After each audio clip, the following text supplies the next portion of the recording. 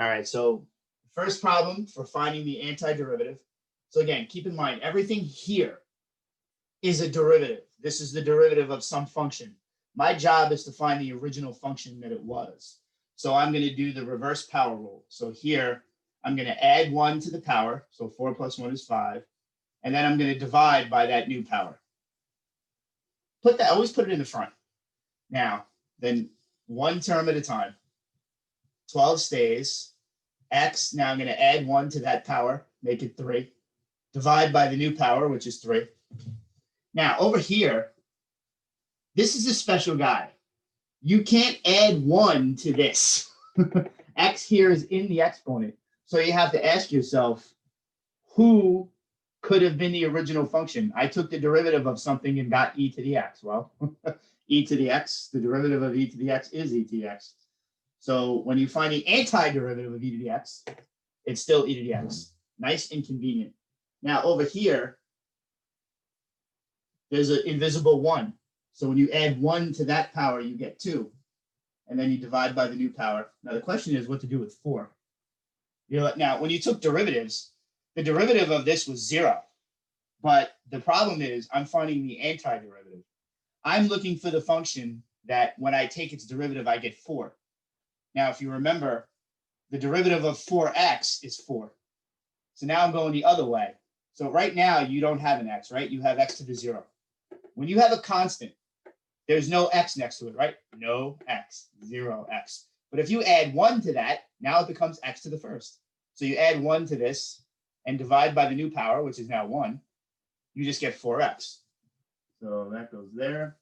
So whenever you see a constant alone, throw on an x.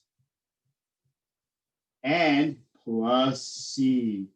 There could be some number constant there that I had. So you have to write the plus c. Cross out everything that you can. The 5's cross out, make a 1. So you get x5. 12 divided by 3 is 4. x3.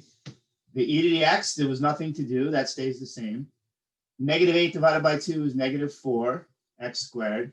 And then you have plus 4x plus your big ass c. All right, so this is the antiderivative, one at a time.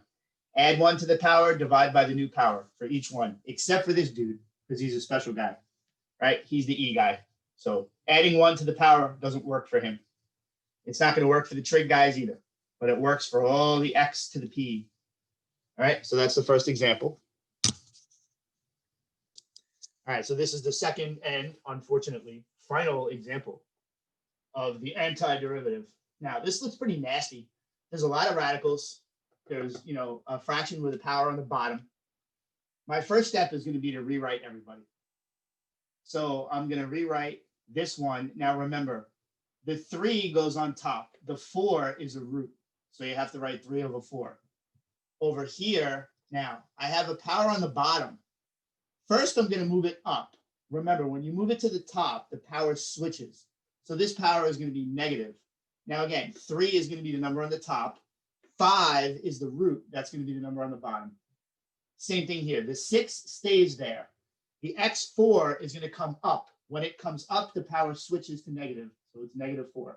There's not a damn thing you can do with cos squared, so you got to leave it alone. All right? That's a special dude. Now I'm going to go through one at a time. I'm going to add 1, and I'm going to use the trick. I am not going to add 1 and divide. I'm going to add 1 to the power, which is going to make a fraction.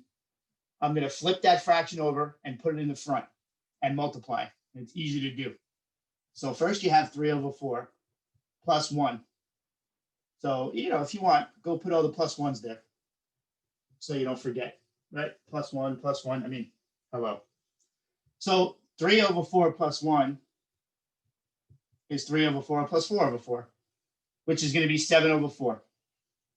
So my new power is going to be 7 over 4. So what I told you to do was take this power, flip it over, and multiply it in the front. Now, I got to do negative 3 over 5 plus 1. So make the 1 5 over 5. So negative 3 over 5 plus 5 over 5 is 2 over 5. So my new power is going to be 2 over 5. I'm going to flip that over and put it in the front. and multiply it by the 10 that was already there. Trust me, this is way easier. You see, 10 divided by 2, 21 divided by 7. I made it come out nice. Same thing here. Add 1 to this power. It becomes -3. Now, this is not a fraction, so just put it underneath, right? Divide. Watch your signs. Now, this one, you got to look at your list and you got to remember. The derivative of tangent was secant squared. But if I took the derivative of cotangent, I get negative cos squared.